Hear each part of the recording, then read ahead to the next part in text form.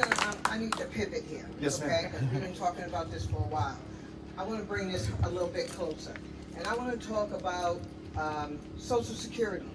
Okay, you've been beating on Social Security. Every time there's a problem, let's take the money from Social Security. Okay, when our mortgages go up, our bills go up, and Social Security, you stick your hand in there and you suck out more money from there. You know, as we all, I mean, I'm a veteran and I'm on the threshold of being a senior. That's as far as you're going to know about me. But what I want to know is, what are you going to do to protect Social Security? It can't keep being the drain in the tub every time there's a problem. Absolutely. You got to put it back. You can't give us 2% or 0.75%. Who lives on a 0.75% raise? Or, no, not a raise, a little pittance that you give us. What are you going to do to help us? Put the money back to us. We worked. We gave it to the country. Okay? Now, what's the country going to help us? As a veteran, you really don't give us anything. The guy in the White House that we kind of donate to his salary, he says he's going to help veterans. Why? How? He's not doing anything. I'm going to donate my money to a veterans organization. But guess what? The veterans organization's got to come back and say, where's the check?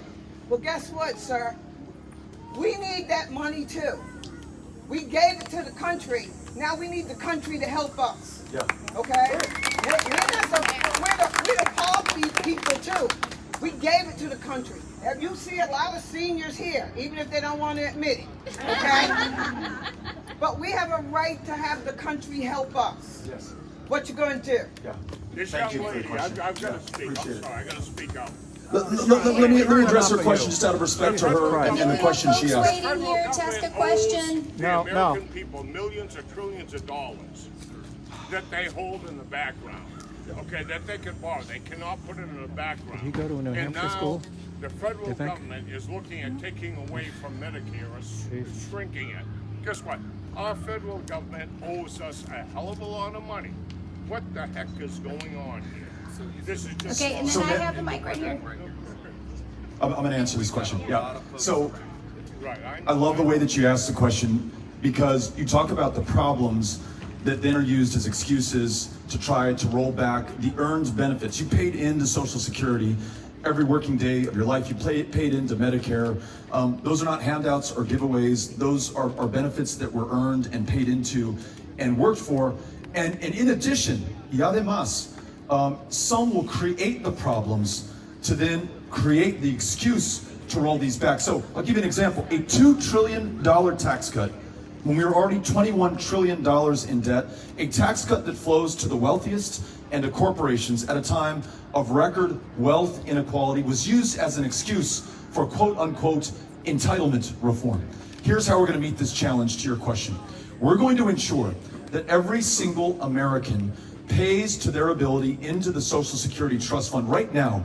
Every dime, every $1,000, every $1 million over the $132,000 that we've capped Social Security payments into the trust fund is lost to us. In our administration, the highest earners are also going to pay in. It will guarantee the viability of that program well into the next century. We will also, to your question, recalculate the benefits that are paid out so that it's actually a living benefit for those who paid in. Calculate based on your real costs of medication or transportation or whatever it is you're spending money on right now. And for those like you who have borne the battle for this country, put your life on the line. We're willing to lose it in service to all of us. I'm going to make sure that we fully fund the VA, world-class primary and mental health care treatment there, but also the post-9/11 GI Bill, but parity in educational benefits, parity in home health care benefits. If you have a loved one at home who's taking care of you, or you are taking care of a veteran, we're going to make sure that we make it a little bit easier on you by investing in your ability to do that. And then lastly, I'm going to make sure that as president, we stop going to war everywhere around the world, in the wars that we are in, bring these service members back home, invest in their success right here in this country. Is it cheap? Absolutely not. Is it necessary? Absolutely. And I'm 100% committed to doing that. So appreciate you asking the question and grateful for your service. Thank you. I have time for 3 more.